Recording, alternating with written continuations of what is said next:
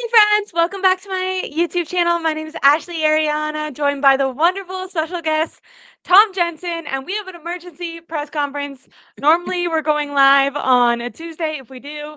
And I did mention, Tom, you're writing a book and doing a bunch of stuff. So you Yeah. were going to be out for a couple of weeks. But with the chaos of today, there was no better expert that I could bring on than you. Oh, So I was thanks. excited that you Okay. were able to make a little time. Well, fun to talk. Fun to be with you. It'd be great. Yes. All right. So Okay. let's get to it. Yeah. Strange stuff. For those who are just tuning in, we're definitely going to talk about the 49ers schedule. Tom and I have different predictions. We did this last year, and Tom was much more correct than I was. I think I had them, going 17-0 or something like that. Not Um, quite that. but before we get into the games, breaking news as of like an hour ago, Matt Mayoko, beat reporter, very connected, really well connected. We know that he has a, direct line to Jed York, direct line to John Lynch. He came out and said that DJ Humphries, the O lineman that everyone thought and celebrated them for signing a couple weeks ago, DJ Humphries, his own agency, his representation, came out on Twitter with like a little graphic and said DJ Humphries has signed. He was a free agent. He signed with the San Francisco 49ers. A lot of people were interested in the contract details as they were to come out. You and I talked about this because he Hmm. in the past was a starting um offensive lineman, but then he had injured his knee, he got an ACL, I'm pretty sure.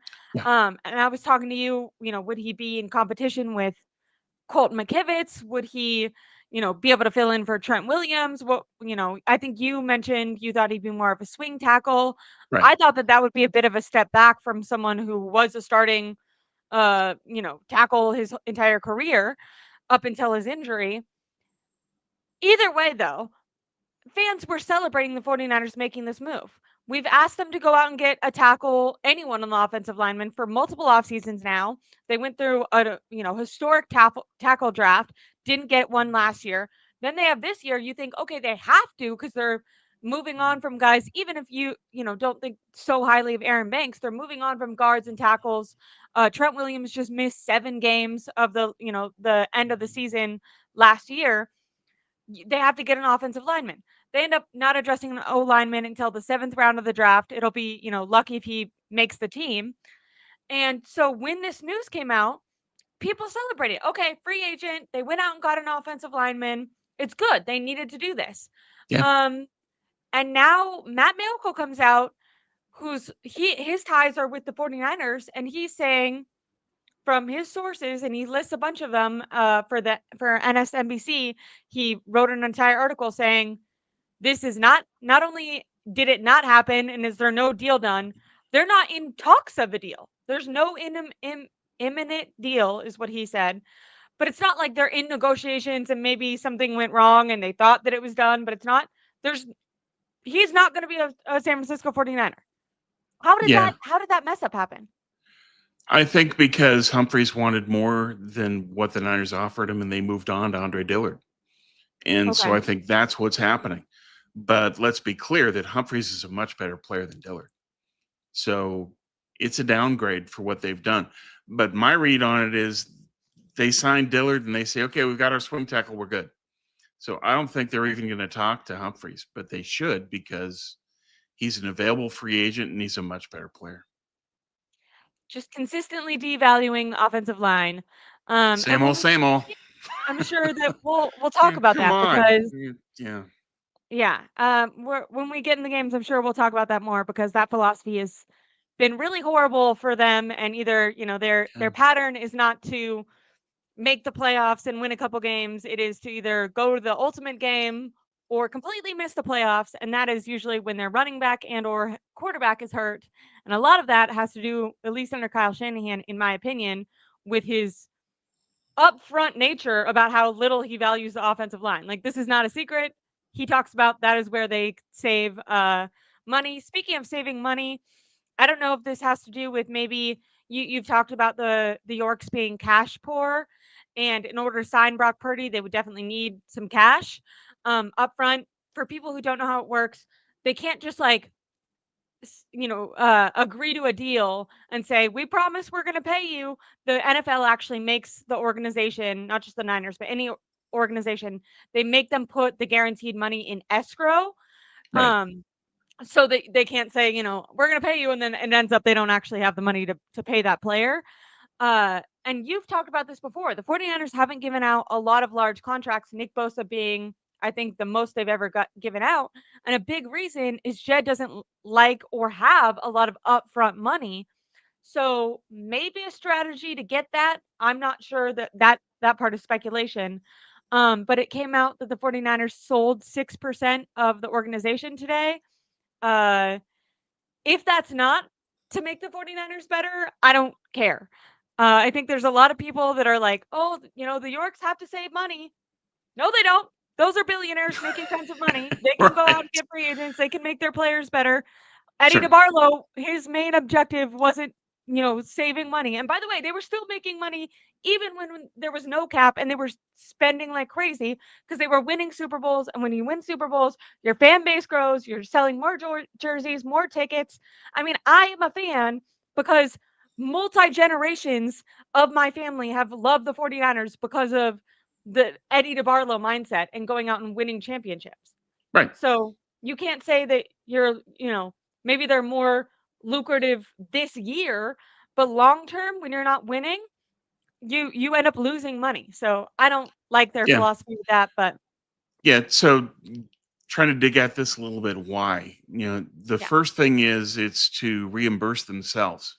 They spent $200 million on upgrading Levi's for the Super Bowl and the World Cup. yeah, So this $510 million that they just received in the cash infusion is basically to pay themselves back for that on top of everything else.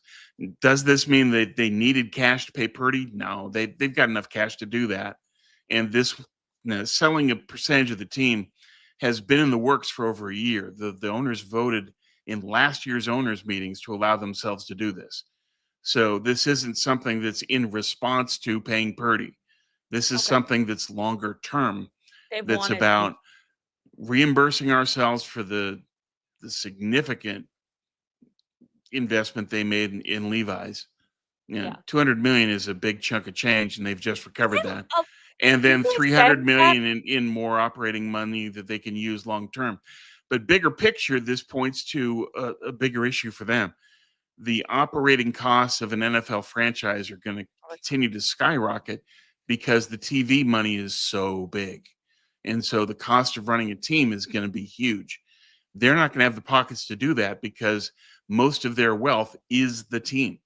And therefore, you sell part of the team in order to get that money. So long term, I think this is going to mean they're going to have to keep going back to this well. It's not going to be something they're going to have to do every other year or something like that, but it is something that over the next decade or so, they're going to have to continue to dip into the value of the team in order to pay for the expenses because it's just that expensive to run an NFL team. Yeah. In the chat, we have comments kind of saying that they don't care, and how does this necessarily affect the win of a Super Bowl?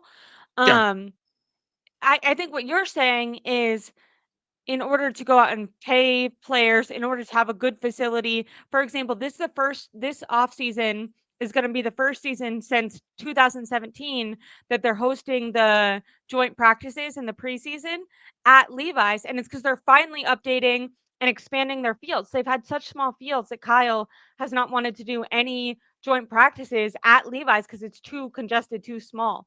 yeah, Um, so I maybe it's not like a direct you sell a certain amount or you make a certain amount and you win a Super Bowl, but I do think these things influence how the 49ers can perform. For example, right now, they ask for all their early season games to be on the road because it's so hot in Levi's. Potentially as yeah, their if they were a more lucrative family, or if they sell more and make more money, potentially they can add more shade, add more elements. These things do end up helping teams, like teams who end up getting yeah. domes or whatever. I'm not saying the 49ers are going to get that, but you No, do need money to make small adjustments that over time lead to you having better seasons and better players.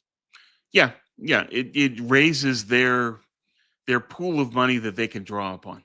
Yeah. It makes them competitive against the deepest pockets in the league to do things like this, like selling a percentage of the team. But by doing it now, it signals that they need help. And so they're going to continue to need help going forward as the cost of running an NFL team keeps going up. In terms of shade, because they are in the flight path for San Jose International, they can't add shade. They can't add to the height of Levi's. If they wanted to put shade in, they would have to lower the field and then lower the stadium. That'd be really expensive. Oh, wow, I didn't realize that. So, what is that going to mean? It means that I call Levi's the easy bake oven. That's why there's going to be no shade. Fans are not going to get any help, and the Niners are going to continue to ask the NFL to continue to not give them home games early, and Mhm. that leads to a lot of road games to start this season. Yeah, we always see that the 49ers are top of, like, miles traveled. Now this year, they have the easiest schedule in the NFL, and even taking into account that they're traveling quite a bit. Now they're not doing any overseas games, which helps them quite a bit. Another thing for that note, when people bring that up, I'd like to whisper, like, some caution to fans. It's a bit of a grab, I think, to make fans mad. "Oh, the NFL is screwing the 49ers. Look at how many miles they have to travel." West Coast teams are always gonna be at the top of those because they have to travel west when you're on the West Coast, you have to travel more to get to the other Right. part of the country. Right. Well, So, and there's all far fewer Seahawks are teams in always the at the West top. Coast. So Yeah, you could be on the East Coast and say, well, why can't an East Coast team have a large mileage? Because there's way more teams east of the Mississippi. yeah, The NFL is really imbalanced regionally, which is why the teams in the West Coast have huge miles. But the status of the comfort of plane flights now, I don't think that's that big a deal. It's more of the time spent within the compressed air of a plane that can cause damage when you're injured or yeah, like when you're hurt, Pastor. and it can make things worse. That's the impact. It's not that traveling the miles is the killer so much as what that does to the body because you're in the compressed air of an airplane. Totally makes sense. Um, but yeah, I didn't wanna spend too much time on that. I noticed that there's some reporters who they'll be like, "Look at how much the 49ers have to travel. NFL screwing them over again." And I'm like, "No, no, no, that's look at the They top have 5. to. The They have Seahawks to. are there, the Cardinals are there, the Rams are there. If you're on the West Coast, you're gonna travel more because Right. there's more teams on the East Coast." Right. Um, And the and Chargers had if the most. I think the Chargers have the most flight mileage this year. yeah, and the NFL really helped out the 49ers, not just with their schedule, like the teams they're playing, but like I said, not doing any international games. Also, I found it interesting. Someone did talk about Stanford has done a study with when there's primetime games played on the West Coast, you are 68% more likely to win a primetime game over the last 20 years. West Coast games or West Coast teams if the primetime game is played on the West Coast. Did I say that really confusingly, or do you follow? Well, yeah, yeah. What you're saying is if you host a primetime game, you're 68% more likely to win. Is that Yep. what Stanford came up with? Yes, And that's that's what they based said. on the mileage that the East Coast team has to I don't know if travel? it's mileage or if it's body clock because it's so much Okay. later for them. So Okay. in the Stanford study, they talked about there being like a prime window. And they talk about West Coast teams playing early East Coast games and how that can be Yeah, not in their prime window, but it works both ways. So, yes, the sure. 49ers, they're going to be playing some early body clock games on the East Coast, but I do think when you look at the schedule, that's evened out by the fact that they have I think they have 5 primetime games, but I think 4 of them are on the West Coast time zone, if I'm not Yeah. correct, going against East Coast Yeah. teams. They're So not they have an advantage. playing East Coast primetime games. That Yeah. helps.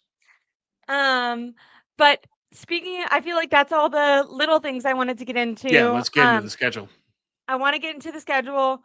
Should we bury the lead, or should I say my prediction going through it pretty quickly yesterday? I had them at 13-4. Anyone who knows the show knows that I lean on the optimistic. I every Yeah. year I'm crushed and then I build myself back up. Earlier this offseason, I thought they were gonna go get offensive linemen and shoot for the Super Bowl. So I err on optimistic. Tom errs on realistic and is more likely right, more often right than I am. Um, if you've been just tuning into Tom, you would have known that they weren't going to go get an offensive lineman this year, that they were going to try to save money. All of that has been predicted.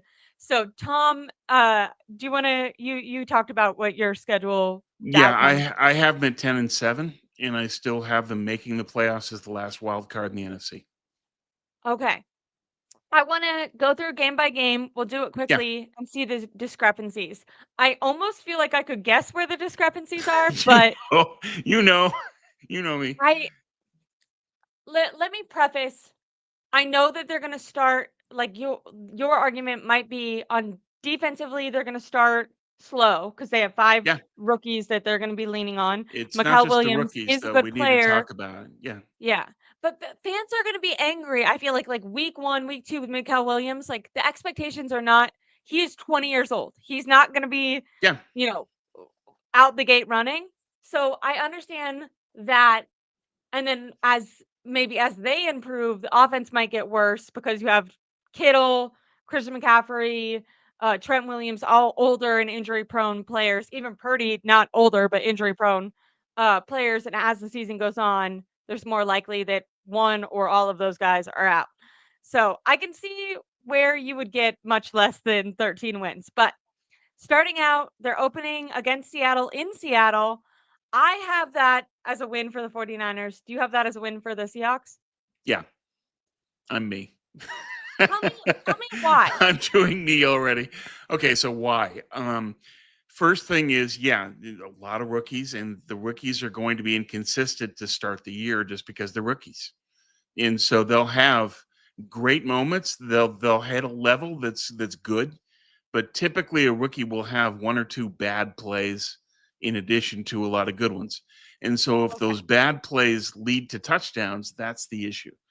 But for me, I think the bigger issue is that the Niners to start the year are going to be really weak at safety because Malik No Mustafa Malik is Mustafa. injured, and so you've got to say, all right, is Marcus Siegel going to be ready to start? Probably not. So you're looking at your starting safeties as Pinnock Jair and Brown. Jair, and both of those guys can be picked on by quarterbacks that have strong arms. Unfortunately for the Niners, you look at the schedule to open the year, 7 of their first 8 games are against quarterbacks with strong arms. They can go after the safeties and will. And that's going to I be a just feel problem. like the Seahawks don't have any offensive they're kind of similar to how I feel about the Niners. Who are their weapons? Well, they've got 2 good running backs, and they've got JSN, Jackson Smith Okay. and Jigba, who came on really well and played very well to end the year last year. And they've got a much better offensive coordinator in Kubiak. And what they True. had And he's before already was worked Ryan with Grubb, Donald. who was a college offensive coordinator from UW. So, we'll see. Mr. Corey says Jair was good his rookie year at strong safety. That's true. But I think that he got a lot out of the defensive coordinator at that time being the Steve secondary Wilks. wizard. Right. Yep. And so Wilkes That was his helped his specialty. development significantly. Once Wilkes was gone, Jair dropped. I think that's connected. I think that Wilkes was able to take Jair to his optimal level, and since then he hasn't been the same player. Okay. I can see you being right about that. I was in Minneapolis, I think it was week 2 or week 3 when Sam Darnold was there last year, and I, remember seeing some fans and kind of making a joke like, "Ooh, traveled all the way out here to watch Sam Darnold," and then he absolutely smoked the 49ers. So, I could see you being right. Right. Where I was my optimistic thinking was thinking the Seahawks don't have that much offensive talent at this point. If Christian McCaffrey is healthy, like they can run the ball pretty, strongly against them. Seahawks do have Yeah. they kind of did they had the young defense last year, so they're going to be more in a flow earlier. But They're improving defensively as McDonald is starting to figure out the NFL. Is okay, one of the things that I'm looking back to is Baltimore destroyed the Niners in Christmas yeah, 2 years ago. McDonald was their defensive coordinator then. He's building the Seahawks to get to that point, and got it. the Seahawks have now added Nick Eamon who's an incredible athlete, if you just put him near the line and say, just make plays, he can be an impact player for them. And so you look at what McDonald was able to do at Baltimore with Kyle Hamilton. Can he do that with Nick Eamon? Eamon isn't Kyle Hamilton, but he is physically, and that's going to be a problem. Is that Eamon can be all over the field if they use him in simple sets and just tell him go attack. And McDonald is very good at simplifying his defense for players. Yeah. So I think he's going to be a factor in limiting McCaffrey and threatening Brock Purdy. You're making an excellent case, and I hate it. Sorry. I bet you're correct that spoiler, I have the 49ers sweeping the Seahawks in my prediction, and I bet at the very least they split it. I mean, they split it last Yeah. year, and the Seahawks should have won both games if it wasn't for some boneheaded moves. Moving on to week 2, they're at the Saints in New Orleans. Now it's a dome, if I'm not Yeah. incorrect. Superdome. Yeah. So the Heat or whatever shouldn't be getting to Brock Purdy. Um, the Seahawks are another team that I just have little confidence in. Yeah. The Obviously, Saints. Saints, sorry. Saints. Derek Carr just retired. Obviously, they went out and got Kyle Shue, who actually is a quarterback I think you and I talked about, and I said, aside from his injuries, I bet Kyle liked him. Just watching his highlight tapes, I bet, he seems like non very mobile but execute the system type of quarterback, very Yeah. Yeah. average Kyle type of quarterback. Do Yeah. you Basically, I don't think that there's any way that New Orleans wins. Um, they're one of the worst teams in the league, and yeah, we're hitting them at a point in the season where they're not going to be developed. So I think yeah. that they're going to be finding their way, and the Niners shouldn't have a problem in New Orleans at all. I think they win that one. Okay, I have that too. Now Cardinals, I have as a loss. Um, Could be. I feel like this is earlier on in the year. As you and I said, the defense, they've put a lot of stock into getting run stoppers. When I think of the Cardinals, I think, James Conner is a good runner and Kyler Murray has run all over the 49ers. Yeah. They, beat the 49ers both times last year with Kyler Murray directly running at Nick Bosa.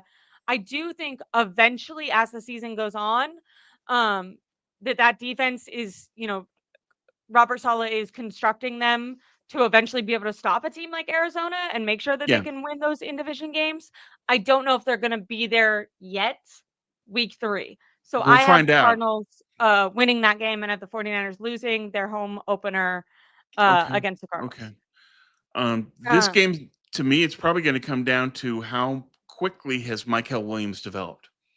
That okay. you need his skill set specifically against Kyler, where you Yeah. have a guy that can set the edge and prevent Kyler from getting around him. And if he does Setting that, the edge. That's been like the phrase of the that's been a offseason, right? real problem for the defense because nobody keeps their lanes. Bosa is infamous for not maintaining the edge at all. Yeah. So if Michael can do that, they can beat Arizona. And it'll come down to me, it'll come down to, is he ready to take on Kyler and stop him? If he is, Niners win. If not, they lose. So I think it's sort of a toss-up game, but I have the Niners winning. I believe in Michael Williams' talent. I think that he can get the job done against Kyler, and that's going to be the changing factor in how the Niners can win this game. Okay, I love that. Look at people say Tom is a pessimist. I got them losing and Tom has them winning. Look at Well, that. this time. I know. I know. We it, have all, an opposite. it all We have comes an out in the opposite. wash, though. Okay. Moving on from the Cardinals game, then the 49ers, in my opinion, have a layup in the Jags. Yeah. Liam Cohen is a good offensive coordinator. He did really well with Baker Mayfield, and I'm not out on Trevor Lawrence. I don't think he's the, prodigy that they talked him up to be when he was coming out No. of college, but I don't think he's horrific. We've seen too many, number 1 first round guys look bad in a dysfunctional franchise, go to a good franchise with talent or a good coordinator and then look, at least serviceable. So I don't have Trevor Lawrence written off, and I do think Liam Cohn, I have some respect for him. The 49ers, this, this is purely based on, I guess, history. They've used the Jags as like this get right, just smash them game every time they played them in recent years. The last like 5 years, it's just been a complete blowout. So I have the Right. 49ers winning that Yeah, easy. me too. And part of And it's it at home. is from your Stanford study is that Jacksonville is traveling across the country Yeah. early in the season to play the Niners at Levi's. I think that's a Niner win. Yeah, and even if what I'm saying, like Liam and Trevor end up getting a bond, are they going to be there by week 4? I don't think so. Probably not. Okay, so then we have the Rams game, first Rams game of the season, and I have this as a loss. I think this is earlier on in the season. Matthew Stafford and my like where the Rams could go wrong because I think they've gotten better and are the better team in the division, or best team in the division right now. Where they could go wrong because they added Devonte Adams is Stafford tends to get hurt. He is on the older side. To me, it's earlier on in the season. I think Stafford and Devonte Adams are going to have a great connection. I don't know if the 49ers have a cornerback that can really stick with Devonte, especially like the 49ers lost to the Rams when they didn't have Cooper Cup or Puka Nakua. Now they're going to have Puka Nakua and Devontae. I just think that Problem. that first Rams game is a loss. Agreed. That's going to be a problem for them. And it goes back again to the weakness at safety. That if you've got Safety's gonna be Stafford an issue. and you've got Devontae, how are you going to deal with that? And then if you try to say, okay, we're going to take that away, then they'll just kill you underneath with Puka. So I don't think the Niners have a way because of the safety situation. I don't think Mustafa's back yet, but we'll see. If Mustafa is not back, it's an even easier game for the Rams. It's just, I think that the safety situation on defense hasn't been talked about and needs to be. That You're right. You're right. particularly to start the year against all these strong armed quarterbacks that can go deep well, that's going to be a problem, especially against the The Rams. loss of Malik Mustafa, at least to start the year, is Is going to be a big, huge. is It's big. definitely underrated, and I Yeah, feel like it's underrated on purpose because they kind of haven't talked about it because they yeah. let that go under the rug for so long. Um, Right. yeah, In the I mean chat, he just had been. I'm sorry. I just want to say hi to Julie B. She says, "How's Seattle's O line? Their interior O that. line's bad, but they used their first round pick for an offensive lineman on the interior that'll help them. So I Okay. think that they will improve. Plus, having a new offensive coordinator should help them in terms of their protection schemes. Yeah. Who did they get for O line? The guy from North Dakota State, I forget his name, Okay. Okay. but Well, he's it'll be good. interesting. He was a good pick. It's just when I was calling the draft with Coach, I called that player in advance and said, "This is who Seattle's taking." They took. You knew their scheme. Okay, and then we'll get back in 1 second, but I wanted to address some comments. Every time I say Nick Bosa is terrible at setting the edge, the homers always show up and say, uh, show up to Bosa's defense. I can't stand this fan base in general. There are a few realists, but most are delusional jerks. It Couple comments on that. happens. There, Most fans, there's fan is there's short some for of fanatic. everything. Yeah, it's just this box of chocolates. It's Yeah. everything. I would say fan is short for fanatic. Most fans are going to be delusional, so I don't, Yeah, knock them for that. I expect it. right. Tom is definitely more of a realist. I try to be in the middle. I try to see it for how it Yeah. is, but also have like delusional optimism at the same time. Well, I you're a I try fan. to You strike. want to hope, and that's a Yeah. good thing. But I like that. I'm like I'm in reality, but I still, like to dream. Um, Sure. but Mitchell Ness, you are right about Nick Bosa. His strength is not stopping the run. Kyler Murray came out with Tom Brady last year and said that the Arizona Cardinals game plan for beating the 49ers was to run right at Nick Bosa. Now, Nick Bosa can, sack the quarterback if there's another guy on the side that's containing them and making it so Nick Bosa can run right at him and he can't run around him. So hopefully, eventually, as the season goes on, that's what these Yeah. draft picks are going to, in unison with Nick Bosa, they're both going to make each other more effective. But Right. will that be Right. happening right away? Probably not. Yeah, Okay. but if it is, then they can beat Arizona because if Michael can do that, then Saleh can have his defensive scheme based on Michael taking care of his end of the field. and then you can have a scheme that's easier for Bosa to play within. Last I was gonna get into the game, but I this is interesting. Julie says, sorry to say this, but Bosa and Warner are slowly but surely declining slash regressing, getting older, hard to recover from injuries, and I love Warner, so it pays me to say this. I'll be interested to see how Warner plays this season. Last season is the first season that Warner had suffered a major injury. He played through the whole thing, but it's the most injured he's ever been. Still was a great linebacker, but for his Hall of Fame, standard was lower than that. I'm interested, is he going to come back and play like Fred Warner, or is his age going to start to show? I'm not sure. Um Yeah. I think this year he was hurt by not having Dre Greenlaw on the field with him. yeah. It made Fred have to do more, and it got him You've talked hurt. about that. Yeah. You've talked about So that. this year we'll have to see. It's just people are talking up Nick Martin. I love Nick Martin, but I'm not sure that he's ready to start right away. He's got issues with diagnostics. He's got issues with pass coverage. I don't think Solid's going to start him. I think that they're going to go with what they have at linebacker, and that's going to put more pressure on Fred. And so he's going to You have think to key deal with winner? that again this year because he's not going to have the violent, great Dre Greenlaw next to him. He's going to have another guy that's good, but not on that level. And that's going to put more pressure on Fred. That's an interesting distinction. Like, it's maybe less of a decline and more just we could see his area of weakness because Dre Greenlaw allowed him to kind of flourish at what he was good at, Yeah. which is a coverage linebacker, being so speedy. I mean, he was able. I always think about C.D. Lamb and the Cowboys running, and Fred Warner step by step running his route with him, and that is where I mean, Fred Warner is an absolute star, but you also need the guy who can hit and, kind of habitually be on that line. And Fred Warner can do that, but it's less of his skill set. So when you ask Right. him to do that, instead of allowing him to flourish in what he is, there's going to be a little bit of a difference. Last question, and then And it's we're, going to take a physical toll on Fred because he has to play that violent role in addition to what he does. yeah. So, because it's more punishment, right? Right. Yeah. Totally on it. Last question. It's a super chat, so that's why I'm bringing it up, and then we're getting back to the games. How would you personally assemble the starting O line?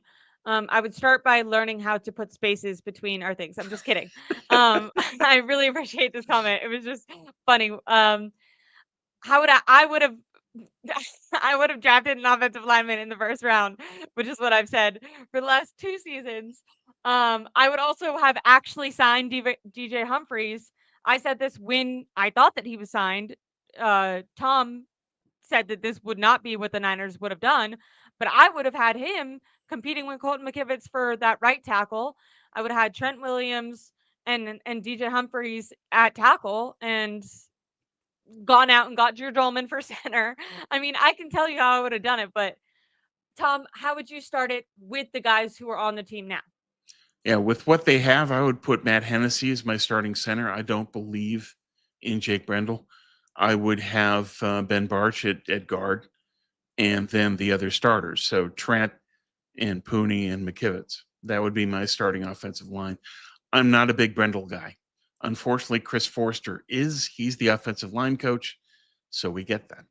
But I think that Ashley is finally going to have her wish granted at long last next year. In the draft, they are going to have to draft offensive linemen Yeah, they're early putting and themselves often. in a position where they Yeah, they won't have a but then choice. They're going to have to.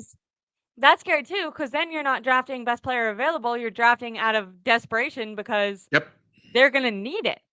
right. Um, But my recommendation to everybody is that if you can stomach it, watch college football games next year. Watch Utah. They've got two starting tackles at left and right tackle who will both go in the first round, and the Niners could look at one or the other. okay, good to know. We have a couple more comments, but I want to finish out with the games. Um, Tom, what is your prediction on Connors, the guy that they drafted in the 7th round? I think it's No, a little no. I've seen what they're doing. I watched his games. I wasn't that impressed. I don't think that he'll be lucky to make the 53, much less start. No.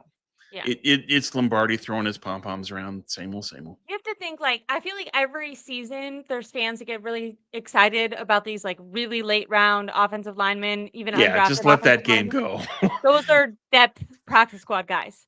They're picked there for a reason, and yeah, it's just banking on Connor Colby. No, no. I just learned about this because I've never sent a super chat before. Not because I haven't wanted to. I just don't know if my credit card is hooked up to YouTube. But I wanted to comment on someone's stream the other day, and I learned for the first time that the amount of money it's based on how many characters you write. So Yeah, he's saying he's saving by not yeah. using the space Well, bar. I really we can appreciate it. understand that. Yeah, I get it, MSQ. I have no issues. We know what you were saying. Yeah, We're yeah, good. yeah. Send We're as good. many of these as you want, though. I appreciate it. Okay. So, anyways, we're going back. We left off on the Rams game.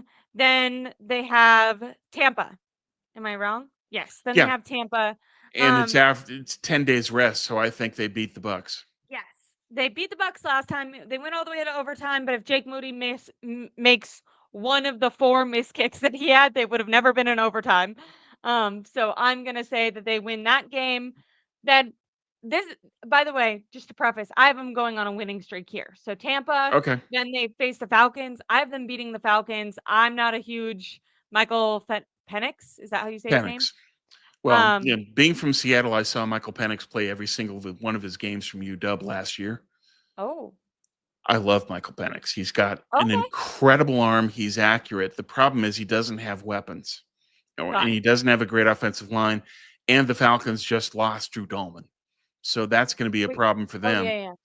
So I have the Niners beating Atlanta. I think it's a primetime Sunday game. It'll be a Kittle game.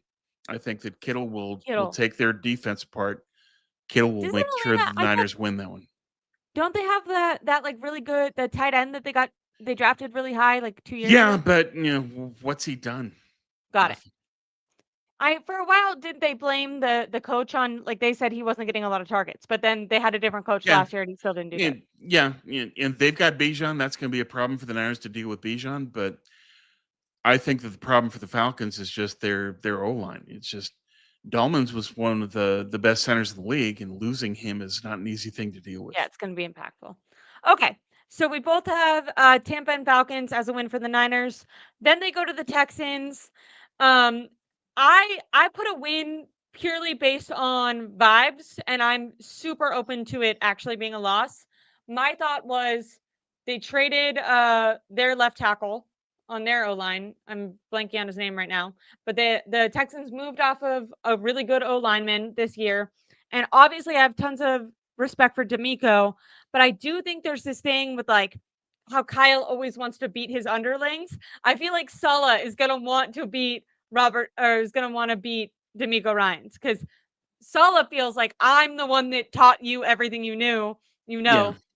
Now, quarterback matchup, I would give it to CJ Stroud. CJ sure. Stroud had more of a down year last year than the year prior. Yeah, Um, sophomore slump, but I think that he'll come out of that. He'll have a I better also think are offensive they line missing this their year. running back? Didn't their running back get, like, severely injured? I don't know if he'll be Yeah, back by they this time. had a number of injury problems from their weapons. Their running backs and their wide receivers got hurt, and they still will be. Is Houston a team that the Niners can beat? Yeah. No, my issue on this one is, and you talked about this, the Stanford study, body clock, 10 o'clock game in Houston, Yeah, so that's early that's, game. That's going to be a problem. I And agree. CJ Stroud, with his ability, have the Niners by now figured out the safety problem. Mustafa should be back now, but who's the other safety? Yeah. That's something I'm going to be watching and being saying that that's going to be a key to the season. Is Also, there is the hard what's thing their of, like solution at free safety? If it's Pinnock, you can blitz Pinnock. Can Pinnock cover? yeah. Also, No, there's the he's not issue that of good. whatever game Mustafa does come back, I always and this isn't a Mustafa thing, but I always expect that that first game back, that, like, there's gonna be a curve. I don't Yeah, even this if they're transition healthy, they where haven't it's not going to played be football. 100%. Yeah. They're more likely to just be out of assignment and stuff like that.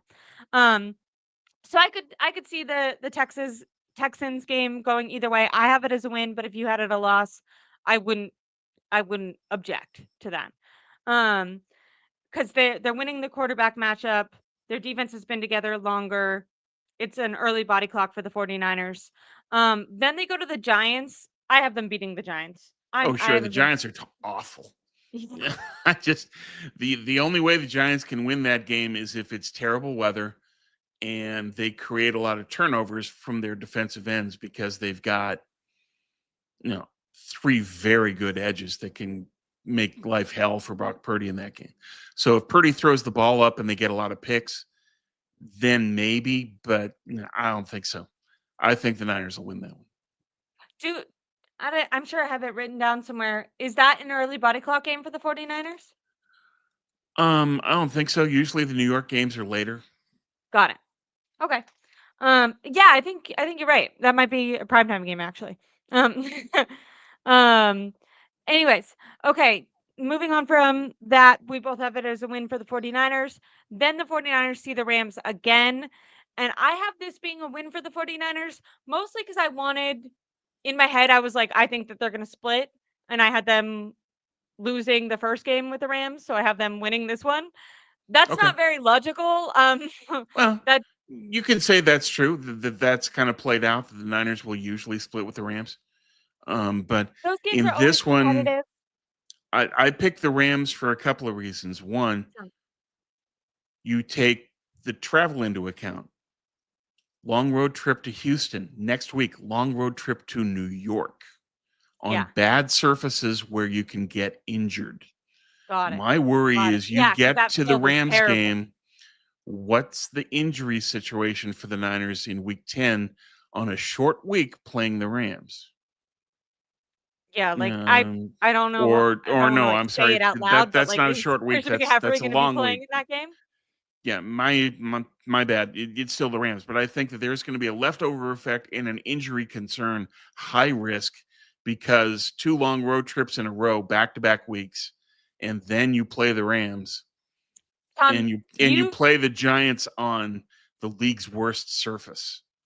That's yeah. an injury Like, is risk in Christian McCaffrey gonna itself. be available for that Rams game after that? We'll I don't see. wanna say Yeah, no, but, that's a um, problem. It's just I look at that game and say, yeah, I'm worried about there's going to be some major injury because of fly to Houston, fly to New I can York, absolutely fly see you being home. correct on that. Matter of fact, Yeah. like, I'm changing you made such a good like point that I'm changing how I feel about it. So I think you're right. Now, then they face the Cardinals after the Rams, so two division games back to back. I think by week 9, the run defense should be more in a flow, I'm hoping. Yeah. I think that they have a much better chance at beating the Cardinals this game than the earlier season game. Yeah, because That's Kyler is usually worse later in the year. yeah. And so that's a possibility. My concern is just what's the state of the Niner offense in terms of their health. If they're healthy, they win this game. If they're Yeah. not, they lose. I have them being injured and having a key injury problem. So I have Arizona winning that game, but I think the defense will keep the Niners in it. I think that's going to be a really tight game. But I I could see have that. Arizona winning it because I think that the Houston and New York road trips are going to contribute to an injury. I could see them like I said, I changed the Rams. I could see that being an L. I could see guys being out, needing to rehab that week. I'm gonna keep the Cardinals game as a win, and I also think Yeah, the that's Cardinals, if they 50-50 game for me. yeah, 50-50 game. and I will say the Cardinals kind of have, and obviously I think they've bolstered up their defense quite a bit, but when it comes to their Yeah. running back, James Conner, he's also a guy who can get injured, so it's possible that the Cardinals are beat up by that time as well. Yeah. And Okay. we know that Kyler's bad by the end of the year. So Yeah, Call of Duty has already came out. I had such a joke that's probably played out, but, yeah. it is true that he drops He off, whether it's because he's of that or addicted. not. That's proven. Yeah. Yeah. Okay, so then they face the Panthers. I have that as a W. That's a win. I had some people in my chat being like, "Bryce Young is actually good." I don't know. Um, The Carolina defense is god awful. yeah. Yeah. Carolina's defense needs 11 new starters. Basically, it's bad. So, Yes. yeah, I don't think So we Carolina both can have win, but, we both feel prime that time, way. but, I don't think so. And Now, it's a West Coast game for Carolina to have to travel, so I think that's another one too. yeah. So both have the 49ers beating the Panthers. This one might be controversial. I've seen people who have the 49ers, not winning a lot of games, but they have the 49ers winning this game. I have them losing to the Browns. It's Yeah, in Cleveland. The 49ers have not beat a Cleveland team since like 1987 or some crazy stat. yeah, Um, 84. It's really bad. yeah, really bad. It's also November 30th, and Brock Purdy can't play well in weather, and this is a weather game. So, I mean, I'm not saying it's 100% going to be rain. By the way, this is not to get into it, but why I would probably not pay Brock Purdy 55 million is because when I'm looking at the schedule, I'm going, okay, well, will it rain there? Because if it rains, that's probably a loss, and I don't want to feel that way about a quarterback that we just paid. But that's getting into a tangent. I have Yeah, them it's losing to the legit though. Browns. I know the Browns apparently have a super hard schedule. A lot of people think they're going to lose all their games. They also have, chaos at quarterback. I think their defense is really good. I think their head coach is really good, and probably by week 11, they've figured out something with their offense. I just think that they're going to win this game. The Browns are going to win this game, and the 49ers are going to lose. Maybe I'm wrong. Like I said, I had a lot of people pushing back yesterday, No, but I agree with you. Um, Jim Schwartz is their defensive coordinator. Kyle has beaten him once in 10 games. Kyle is 1-9 against Jim Schwartz. And now you're going to play Cleveland in late November at the Mistake by the Lake. That's another game that's going to be a real high injury risk because the field's going to be ice. When did Christian get hurt? On an ice field. That's going to yeah, be that's going to be a big risk. Is can McCaffrey come out of Cleveland still healthy? If he's not injured by that game, he might be on this one. Mr. Corey disagrees with the Browns game. I get it. Now, offensively, Cleveland would be an absolute mess. Defensively, Schwartz destroys Kyle. Yeah. Shanahan is 1-9 lifetime against Schwartz. Why? Great defensive lines, great simulated pressure schemes, good athletes at linebacker, and talented cover guys in the secondary. Cleveland's defense under Schwartz usually doesn't have that many holes, and Schwartz is usually very capable of shutting Kyle down. yeah, And so like I think really that's what's going demolishing to him. happen is that this is a Shanahan loss to a guy that has his number. Yeah. It's not about the I teams. It's not about the rosters. It's not about Cleveland's quarterback situation. coaching mess up. It's about Jim Schwartz owning Kyle Shanahan. Yeah, that's a perfect. Yeah, and if we think of, I mean, if I were to ask any, even a casual fan, would have been Brock Purdy's, top three worst games, you would have the Browns game and the Ravens game on that list. So, Yep. um, And that's both are simulated pressure defenses. yeah. So, I have the 49ers losing to the Browns going into the bye week with Yeah. lots of drama because a loss before the bye week always creates chaos. But then I have them coming out of the bye week. It's a week 14 bye week. How do you feel about that? I didn't think it was bad, but some people think it's too late. It I is. thought it was fine. If you I'm are, worried about no, I would have loved it if the bye came right after the New York game so that they could recover from all that yeah, road travel. I see what you mean. And now it's 4 weeks later. I mean, a lot of people are saying basically they have a bye in the fourth week because it's 10 days before the Tampa Bay game. And that's true to a point.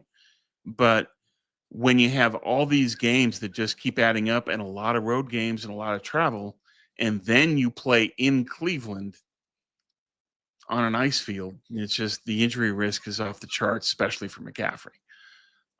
So we'll see. But in Got it. terms of coming out of the bye, they play Tennessee. Tennessee had the first pick for a reason. They're not a very good team. Cam Ward's a nice player, but I don't think he's generational. So I think the Niners beat Tennessee, no problem.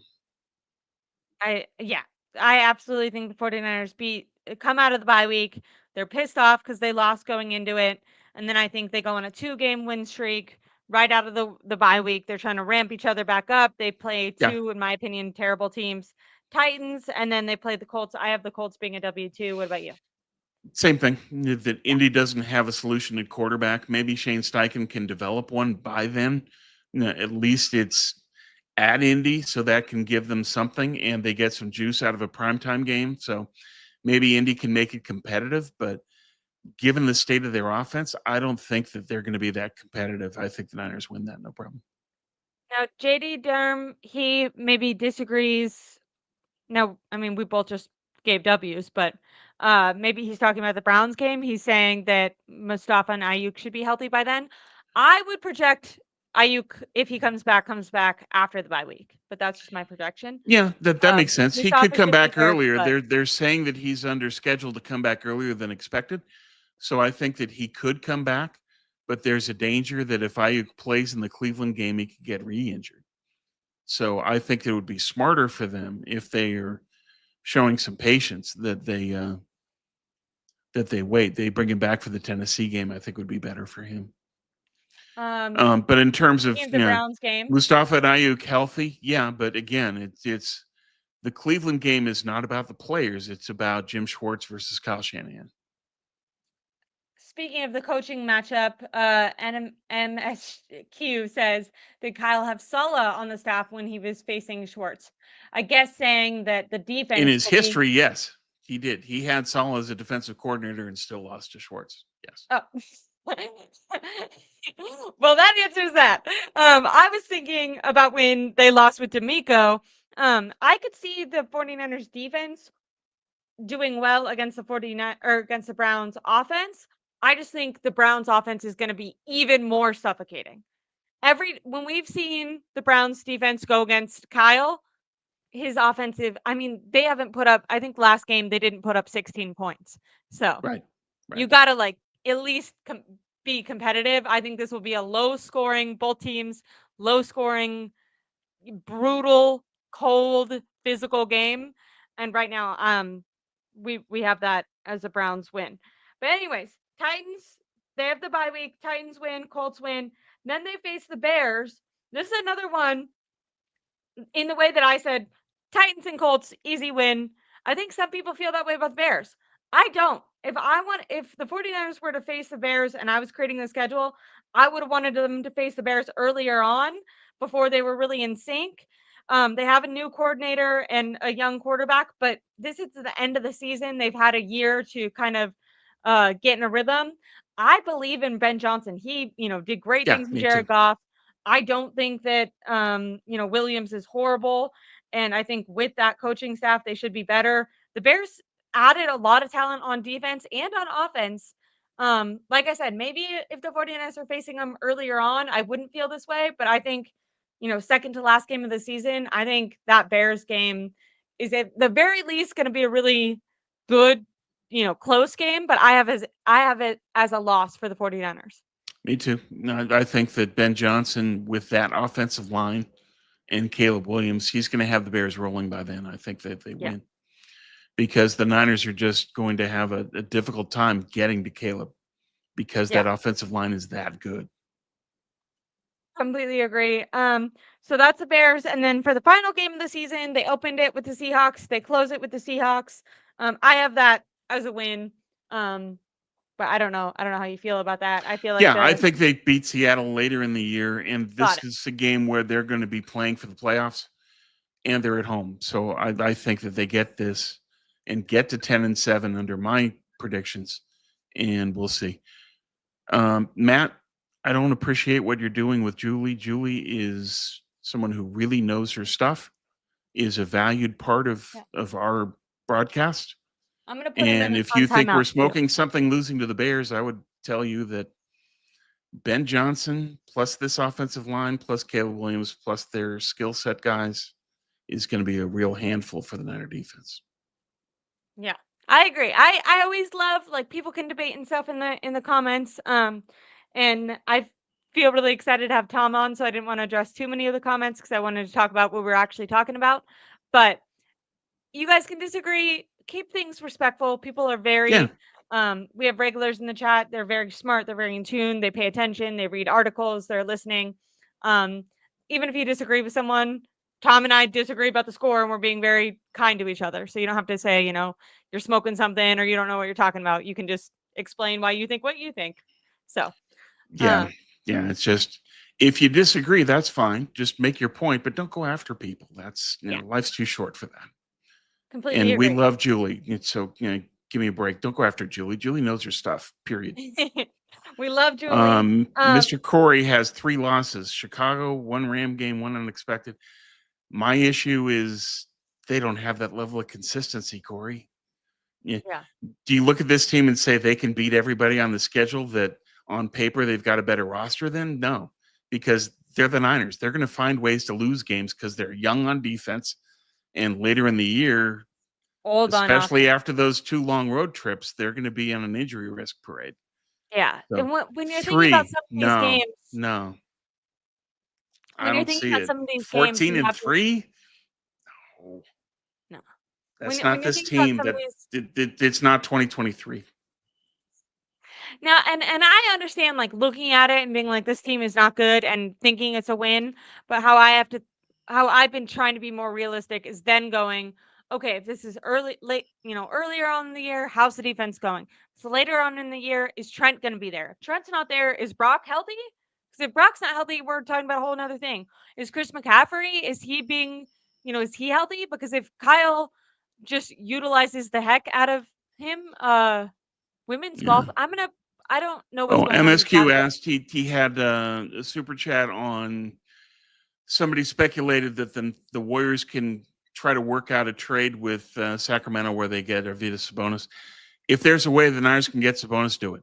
Obviously, what the Warriors need to do is get a talented big that can run, that can pass, that can fit with this offensive scheme and help them defensively and win the boards.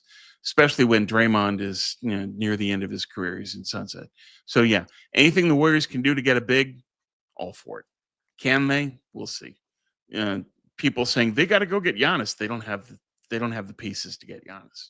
That ain't happening. What if they traded Draymond and Draymond, like what Pod? value is Draymond to a team when he's got a year, maybe? I know. I know. It was What sad watching that game. I wanted them to Milwaukee's win going to want so bad. young guys. I mean, if you're Dallas and you say we'll give you the first pick in the draft, we'll give you Cooper Flag. Can the Niners do anything? Or can the Warriors do anything about that? No. No. If Dallas wants Giannis, that's who the Bucks would take if Dallas is willing to offer Cooper Flag and trade. I hope they do something. I want Steph to get one more ring. They kept panning to him in the game like yesterday when they were losing, and he just looked so sad. I was Yeah, disappointed just with helpless. Jimmy Butler.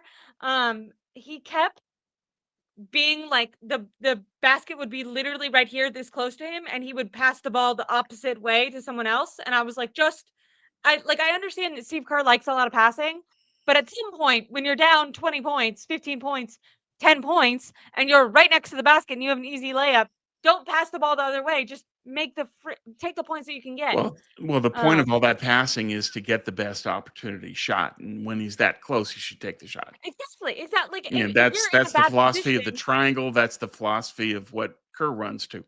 They kept But doing this thing where regardless, they would pass the ball they're done. and then They're with done. with 5 seconds left, they'd like pass it to like either Pods or Draymond. And then Pods and Draymond were like the main two guys making the like attempts, the 3-point attempts.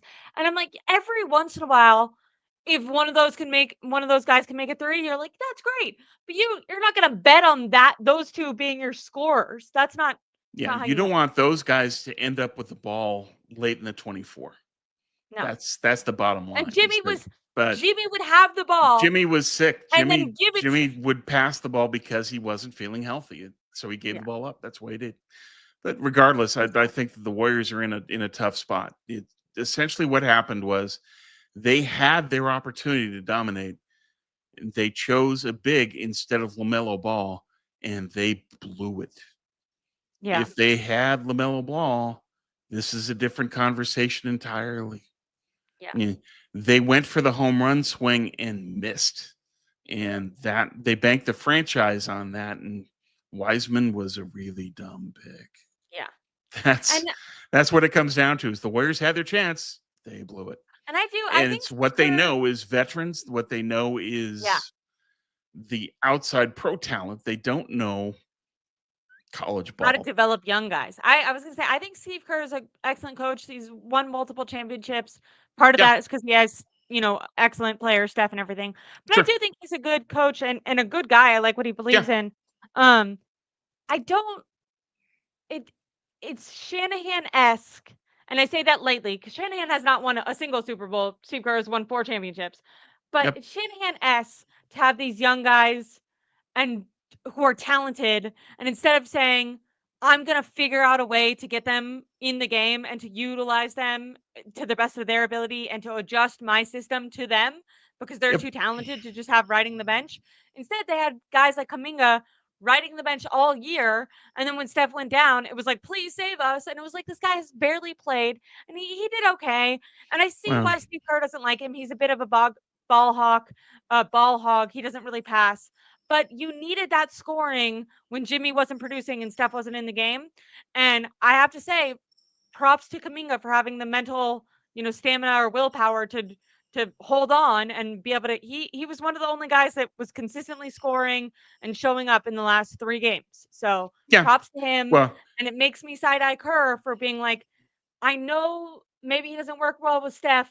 You're a coach. It's your job. If you see a guy who's this talented to try to work him in and develop, like if he's not good at passing the ball, like coach him up to do that. And maybe it's impossible, but I wish that there was a little more pushback on that. Moving off yeah. of If I could quickly address that, yeah, I tell me. covered the Lakers when Phil Jackson was coaching the team. Steve Kerr Well, learned from Phil. okay. What Phil's philosophy was, especially in the playoffs, is you win with men.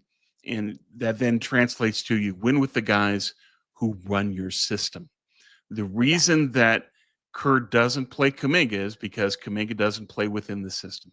Yeah. And that's a bias that goes back to not just Phil, but Pop. That Kerr played in San Antonio for Popovich, same thing, is that as a coach, the number one thing is that you must cross the bar of you will execute my system or you will sit. And that's been true of Phil, Pop, Kerr, Kyle. All of them, same Yeah. thing. And it drives us nuts It that drives me you've nuts. got this guy who's got way more talent. Why aren't you playing him? He doesn't know my system. Thud. Yeah. That's, I hate that, but And they get in love with these like average players. And I know Pods, he played okay last game. He was one of the only guys that runs shot the above system. 20. That's why he's on the floor. It's the Yeah. bias of the coach. It's what That's happens. so interesting. Okay, before we get out of here, Tom, because Yeah, you've I gotta go. been so generous with your time. And this is why I wanted to have you on, by the way, just like the little notes of when I covered them. You're such an expert and I really appreciate it. Thanks. Um, and like I said, going through the games with you, I changed my score. Originally it was 13-4. Now I have it 12-5. I feel Okay. good about that, even with the upgrades That can or the happen. updates. I It's can just even see it being it's a little 11 bit and 6. optimistic. It's a little optimistic in that there are some games that are 50-50. Yeah. Most of the 50-50 games I have them losing. That's why I have them in 10-3 or 10-7. Most of the 50-50 games you have them winning, and that's why you have the record you do. So Yeah. it basically the season's going to come down to those 50-50 division games. Yeah. Which Can is they scary win because the those are the games ones you against need to win to go to Seattle? the playoffs. Yeah. And that's the playoff picture is Yeah. can they sweep Seattle and Yeah. Arizona? Can they get at least one from the Rams? If so, they're golden. They're fine. Yeah. If they don't, and if they lose those games, then it's more of the scenario that I'm painting where 10-7 and you're fighting for the last wild card. Yeah. And it's all you're right. And you said this even before the schedule came out when everyone was talking, "Oh, it's an easy schedule, it's an easy." You said what matters is the division. And you're right. And the Yeah. Cardinals, they added a lot of good pieces. The Rams, I think only got better. I'm not as high on the Seahawks as you. But we'll see how it shakes out. Yeah. Moving on, I feel like we have a good range, and we did a good job kind of explaining. We both agreed on a lot of their wins, a lot of their losses. Yeah. Comes up to if you think it's going to be a hard game, If you're more optimistic, you might give him a win. If you're more realistic, you might give it a loss. You also have to assume that there might be some injuries as the season goes on, with the at least offensively, it being the aging core and the injuries that they've struggled with being use injuries. That's Yeah, where it's going to be a bit scary. and I don't like what I've heard from Kyle and Kubiak in terms of we're just going to keep pressing the easy They're button on CMC. I mean, you're going to Ugh. ride that guy into the ground. Don't ride the horse into the stable, into the glue Hey, Tom, factory. who And the I hell is fear that that's what they're going to do with CMC. That is Tom, easy, who the easy, hell is the easy. coach? Who the hell is the coach? That stupid guy, Kubiak, sorry. And I'm sure he's great. I don't actually mean he's stupid. But he came out and he was like, it's a battle. It's a battle to get Christian McCaffrey off the field. He doesn't want to come off. You're the coach, dude. It is Right. your job to like, and what you're telling me is it's easier, and Kyle has straight up said this. It's easier for us to call plays when Christian McCaffrey's in the game. So we're just gonna ride him until we can't anymore. He doesn't want to come out, and we don't really want to take him out, to be honest. Yeah, That's what they're saying. And to me, that's lazy, because if they were thinking strategically, they'd use them more in a tandem, and then you can of have Chris course. McCaffrey for longer. But Yeah. Well, Mr. Corey has it right. Kyle will grind him to death and blame McCaffrey. Bingo. That's his dad exactly did the right. same thing It's with exactly right. his But dad did the same thing with his running backs. yeah, So it yeah, runs into it's Kyle. just you next man up, next man up. At least with Jordan James from Oregon, he doesn't fumble, and so it's not going to be a situation like Jordan Mason where Kyle wouldn't play him because he fumbled. We True. have the expertise, or we have the history of knowing that if a running back doesn't fumble, Kyle will He trust them loves them. more. Elijah Mitchell. Elijah Mitchell, Kyle, yeah, yeah, yeah, had the he didn't biggest. have the talent to play, but he at the end, but he still got the carries because he didn't fumble. Kyle trusted him. So Jordan James not fumbling is going to help. But McCaffrey, unfortunately, is still going to push for getting on the field and staying out there as long as he possibly can. And I'm with you. You're the coach. You make those decisions, not Christian. You tell him when he sits down. So here's to crossing our fingers that they use a tandem and Christian McCaffrey is healthier for longer. We'll Um, see. Last question before we go. Really appreciate all the super chats today, guys. Thank you guys so much. I gotta have these emergency Tom on more often. Um, MSQ says rank these DCs: Sala, Spagnola, Shorts. Tom, the expert. It's Spags. hard to know. All these guys have been DCs for Spags is number one. Yeah, God. it's proven. Yeah, I like Sala over Schwartz, but that's me. I think that Schwartz has proven that he's a very good defensive coordinator. I don't think there's much difference between those two. I just think that Spags is better than both. Yeah. And that's I feel like the 49ers agree, because wasn't there reports that after Yeah, the Super Bowl how they can tried to they go get possibly Spags? not? Right. Yeah.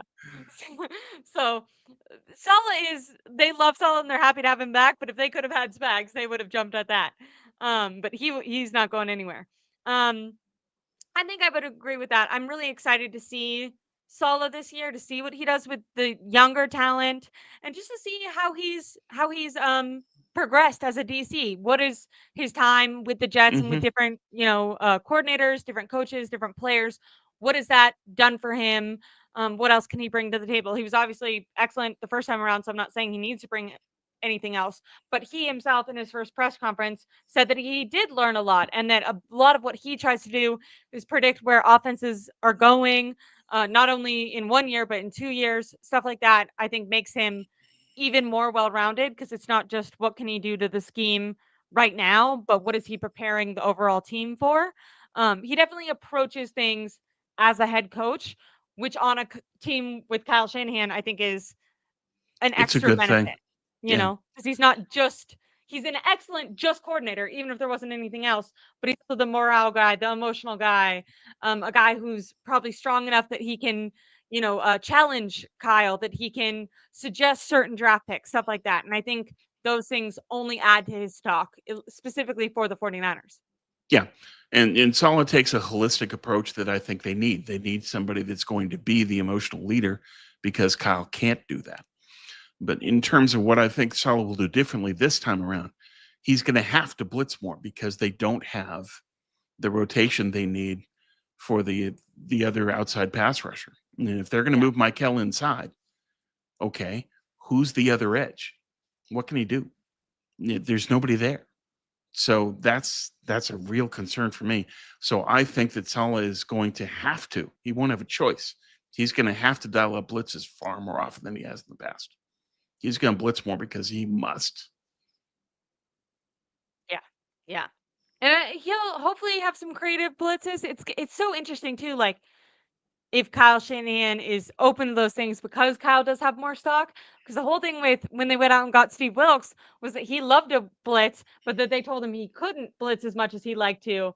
So it's Yeah. interesting the restrictions that they can put on coordinators that they maybe don't think as highly of. Where when Saleh comes, it feels like he's less answering to Kyle than Steve Wilks was. Well, there's a lot more trust Yeah, because there's proven ability and they've got a lot of time in the foxhole together. So they know that they've had each other's backs when necessary. And so I think that Salah will get a lot more leeway. But he's going to have to take advantage of that because who's your other edge? If you move Michael inside, who's the other edge opposite Bosa? yeah, they still have that weakness there. Ay, ay, Tom, this was such a good This was stream. It great, was so Ashley. Thank you. fun to go through all these things with you. You have so much more knowledge, not just on the Niners, but on what's going on with other teams and their systems and schemes and players. So I really appreciated your breakdown. Feels like a lot of the comments are in between us. I see 11 and 6, 12 and 5. Yeah. So people, I feel like we set a good range depending on if you're how you're feeling about everything else. Someone said Yeah. Drake will be back. Drake was let go by the 49ers. Yeah. He's not even on the team anymore. Well, patellar Maybe tendon injuries tend to end careers. yeah, It did for Drake. It did for Weston Richburg. And it's why they passed on Josh Simmons. I think that was smart. yeah. Um, there was also a comment saying, "Do we mostly do 49ers content on the channel?" Yes, absolutely. We've talked a little bit about basketball because I am a fake fan of basketball and love playoff basketball and don't love normal season basketball. Not that I don't love it, I just feel Yeah. like there's too many games Well, to it's care more about. fun. There's But yeah, stakes. so Yeah. I really appreciate everyone tuning in. Please make sure to follow Tom on Twitter. He's working on a lot of cool stuff this off season, and hopefully we'll have him back in a little while.